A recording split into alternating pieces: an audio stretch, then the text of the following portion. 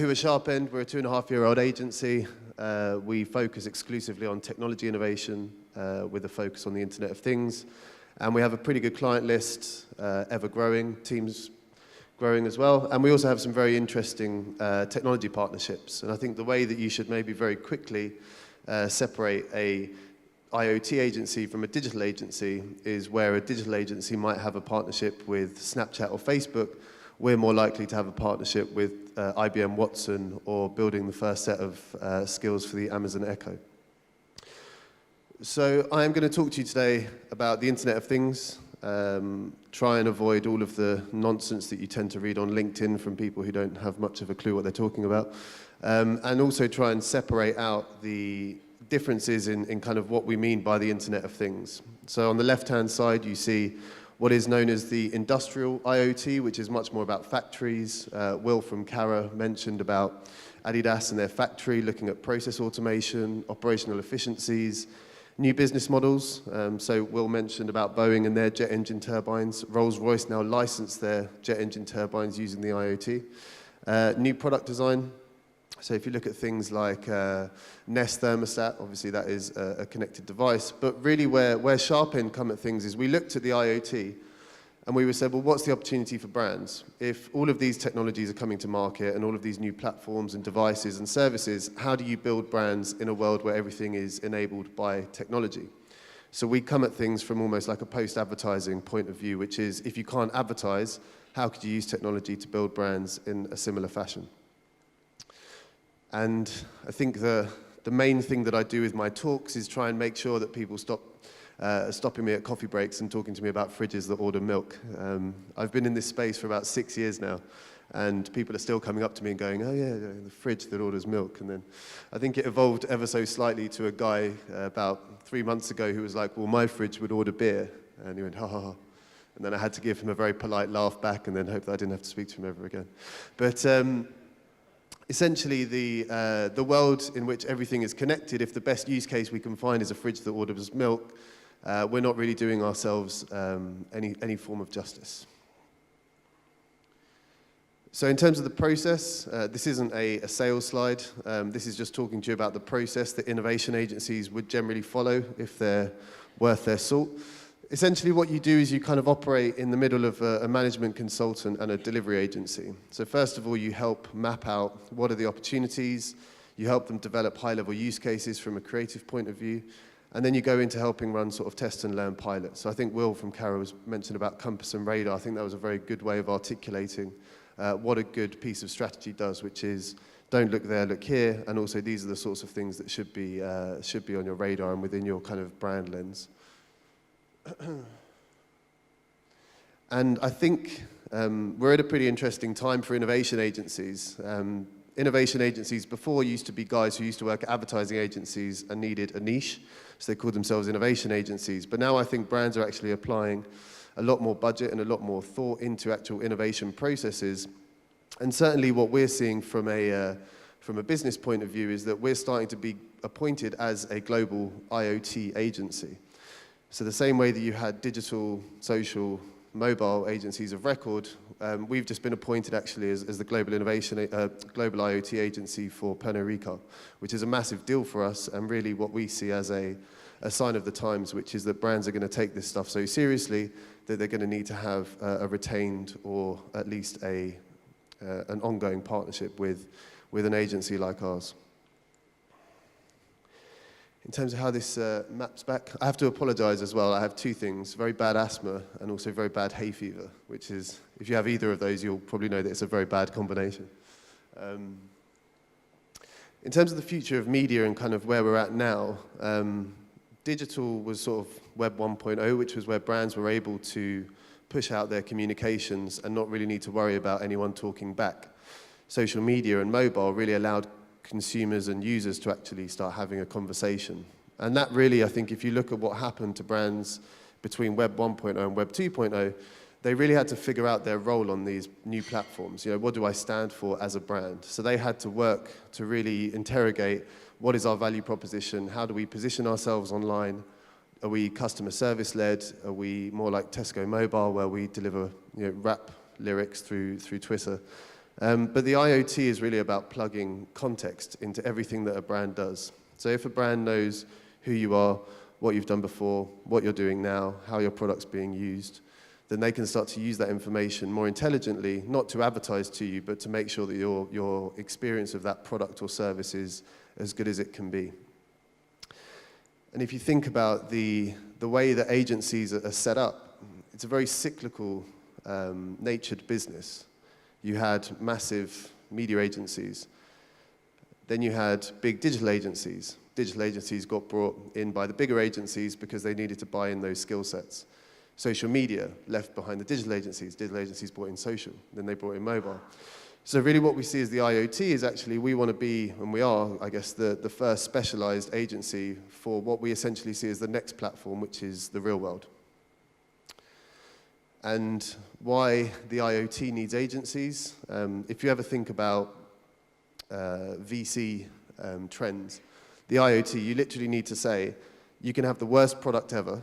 If you tell them it's an Internet of Things enabled product, you will get investment from somebody somewhere.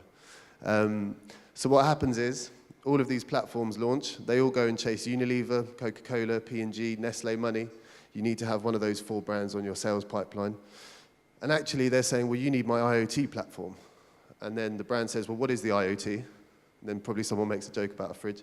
Then they say, why do I need a different platform to IBM?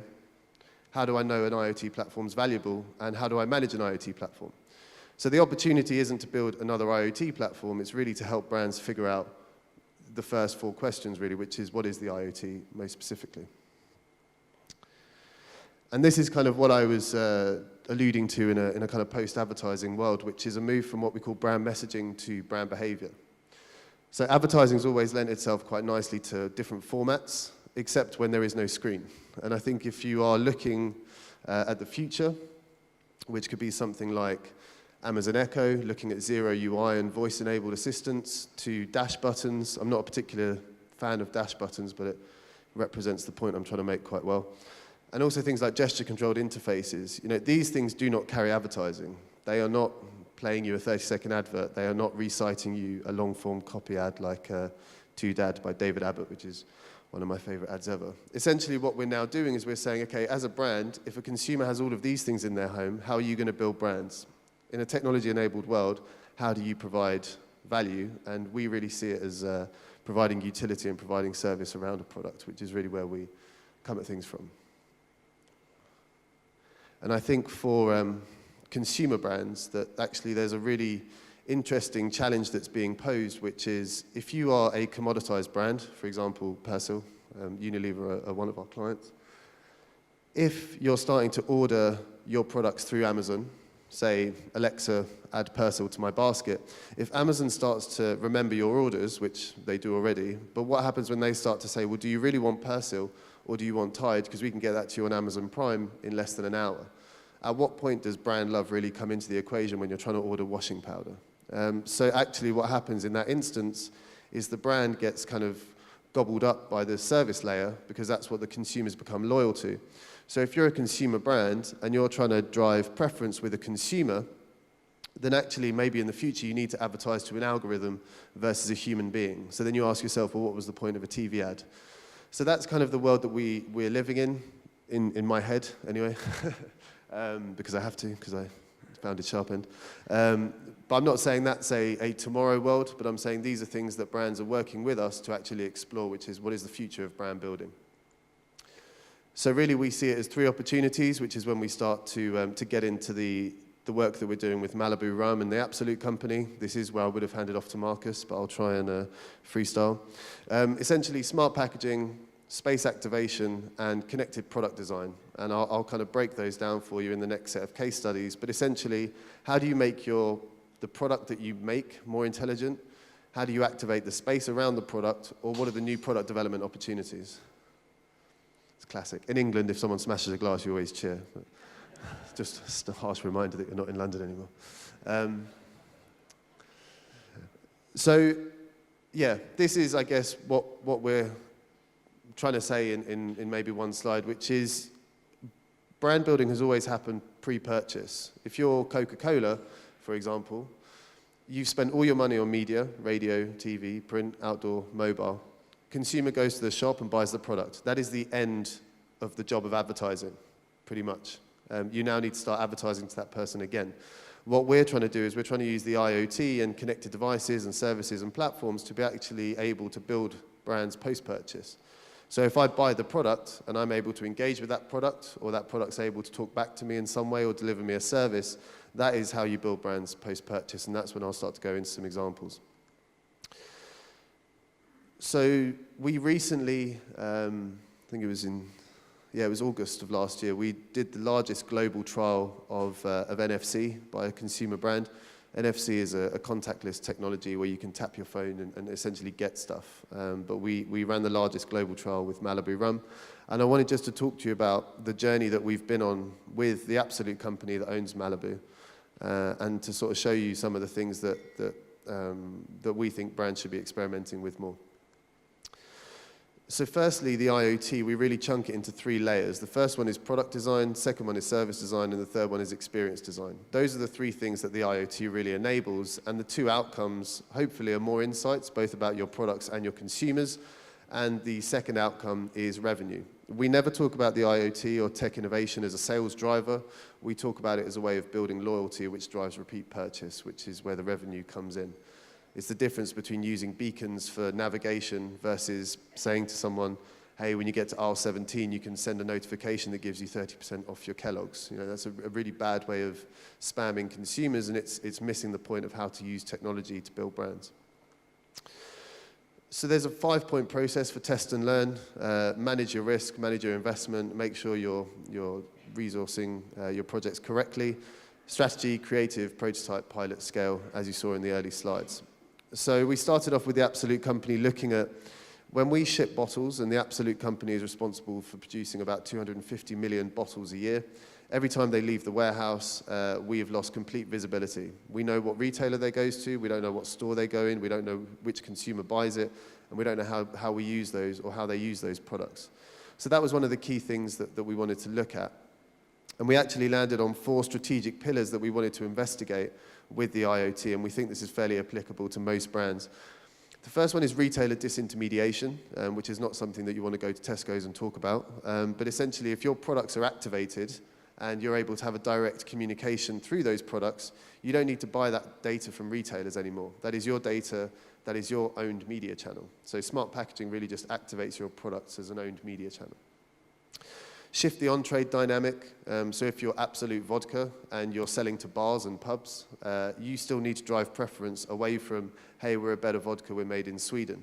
So if you can deliver toolkits, footfall tracking, in-store Wi-Fi, cashless ordering, and you go to an on-trade account and you say, these are the things that we want to provide to you to help you. Oh, and by the way, we also sell vodka. That changes the conversation entirely. The third one is connected home services. So for example, what is the role of Absolute on a Amazon Echo platform? Is it being able to reorder with an Uber partnership? Is it being able to get cocktail suggestions? Is it able to turn your lights onto the rave setting, for example, like we did for one of our prototypes? And the fourth one is new commerce channels. What are the new business models that emerge out of the IoT? So those were the 4 strategic pillars that we wanted to investigate. And the first one that we really wanted to look at was how can the IoT be used to create direct digital connections at scale with end users? And that's really the retailer disintermediation part. So there was a real business opportunity here. Before we went into going, hey, can we win a Cannes Lion because we've done NFC on bottles? We really wanted to start and say, can we actually prove that there's a business model behind this and a business imperative?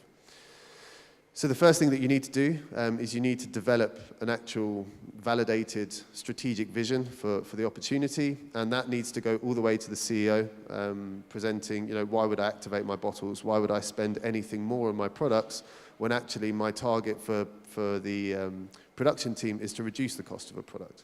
So that's really what you have to justify. There's data, there's engagement, there's innovation, there's future-facing initiatives. There's all these different things that you would need to justify to lots of different people.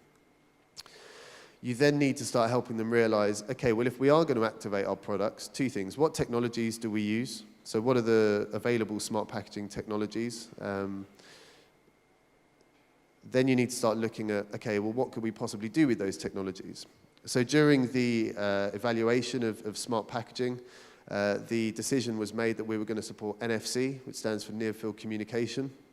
It's a small tag that you can stick onto any label, either on the front or behind it, and it essentially transmits a URL. So now every single Malibu bottle has its own unique URL. Think about every single one of you has a unique Facebook profile.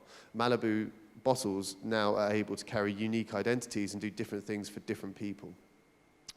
Then what we wanted to do is we wanted to say, okay, well, let's give everyone else a chance to make up the decision for themselves.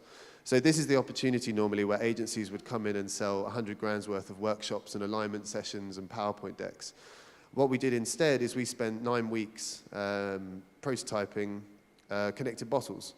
So we said, okay, well, actually, why don't we stop telling people what they should be doing and actually let them make up the decision for themselves? We know that NFC has the best user experience. We know that the cost is coming down. We know that it's available across all Android devices. We know that iPhones carry NFC, and hopefully they'll open that capability up to engage with bottles soon. So we built a IoT testing lab in Stockholm, where we invited all of the different markets to be able to come in and test these different technologies and make their own conclusions. Thankfully, the markets liked NFC, and they liked the way that it kind of looked on the product, because it was totally invisible. They liked the engagement method. And I think the key point here is, if you're a global brand owner, never tell the local market, this is the technology that you use and this is what you do with the technology. You let them make that decision for themselves. And that's really what happened with the UK market. So the UK market came out of the testing lab and said, hey, we love NFC. We want to try that as part of our key campaign next year, which is Because Summer.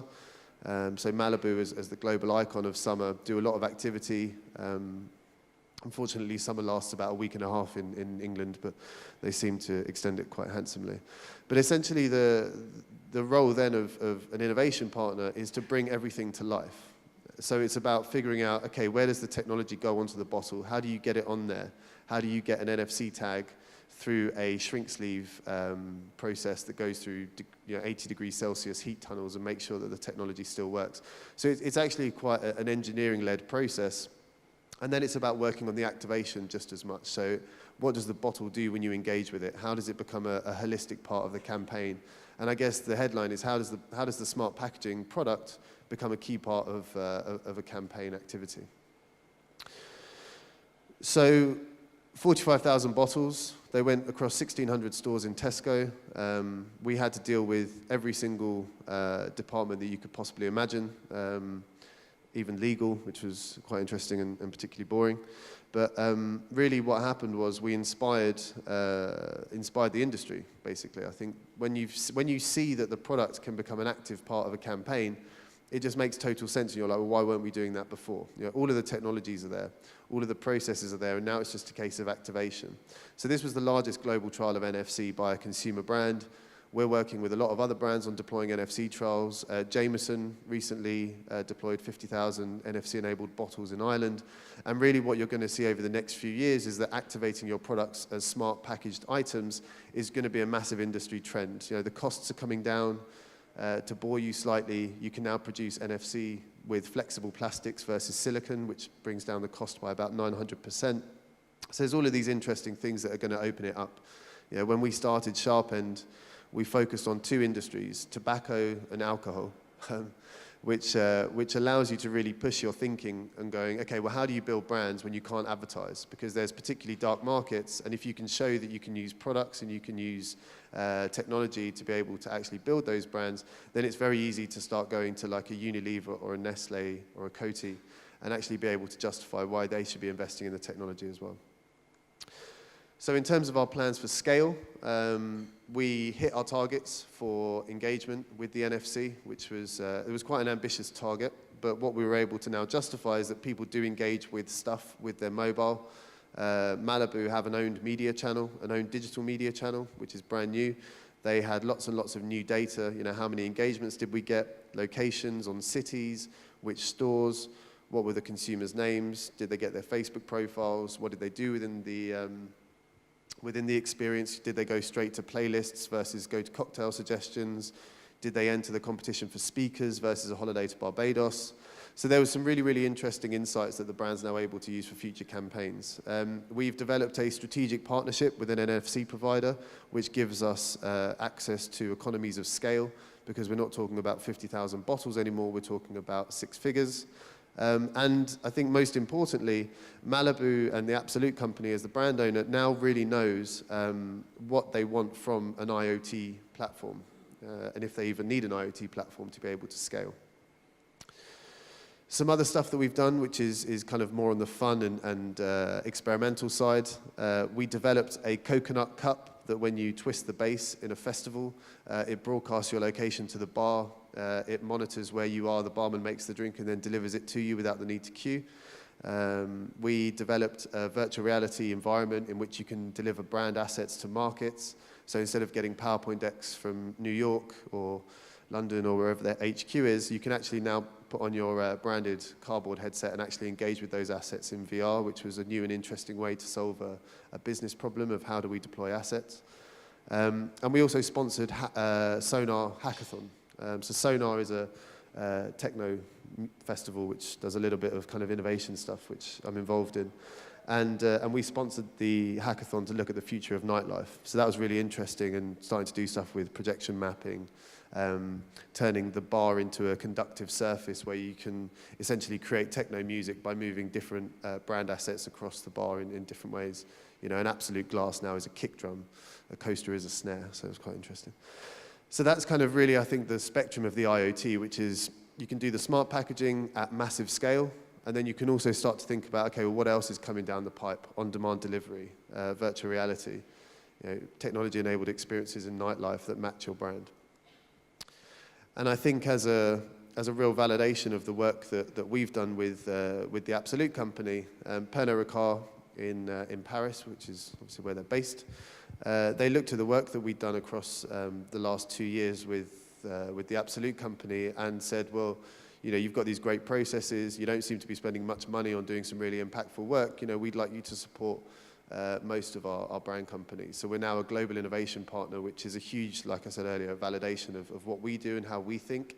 And also it's a good way in terms of like the sharp end as the company name, which is, you know, you think in triangles or loops in our company. And triangles is that you kind of work with lighthouse brands within each industry. So we're trying to work with one brand across each industry and use that really as almost like the lighthouse brand. So that when Malibu deploys connected bottles, we can imagine that Captain Morgan and other rum brands will want to follow in their footsteps. And hopefully that's going to be the job of other agencies to help them deliver on their IoT objectives. So in summary, there's so much technology out there that you don't really need to approach this and going, well, how do we build more? What you should really be thinking about is, as a brand, how do we leverage existing stuff? Focus on service versus experience. You know, don't look at this as another way of getting your ad in front of people. Think about totally new ways of transforming your approach to brand building. Test and learn, very, very small scale. You know, we went from a piece of strategy to a bunch of sketches to 6 bottles to 50,000 bottles to 10 million bottles. You know, so you can see that's the kind of increments that we like to work in. I think when you work with small specialists, you benefit from having less of a kind of an imperative to charge lots of money, because we normally have less people, so we don't need to charge as much. And also we get quite excited about the project, so it's easier to tell us that you're not going to give us as much budget as we need. Prototype before doing anything. The real world as the next platform means that everything should be happening in the real world. You know, get off decks, get out of workshops, stop doing alignment sessions, and actually really just think about, your TV just broke for the and really just think about, you know, how do we experiment and actually get things in front of people. The IoT sounds very, very conceptual, and I understand that. So the best way to do that is think about your brand, think about your available technology set, and think about just designing some one-offs and then show those to people, and show those to consumers, and iterate and validate them and test them, and then scale them. And like I said earlier, global should never be telling you what to do with technology. Technology is a very, very localized thing. So what we always try and do is we try and develop the strategy and the fluency and the language with the global team, and then work with the local team on execution. So if any of you guys are actually responsible for your region or your market, why not put yourselves forward and say, well, we want to do an IoT trial, or we would like to do something within the smart packaging space, and then use that as the imperative to be able to actually own the creative and make sure that you're benefiting as much as possible. So yeah, I also recently bought the io.tt domain, which I'm very proud of. There was a guy called Elliot, ell.io.tt, and I sent him an email from my Hotmail and said, I've got a small IT business and I'd like to buy your domain. So if you still go to ell.io.tt, you can see his developer profile. So yeah, thanks. Thank you.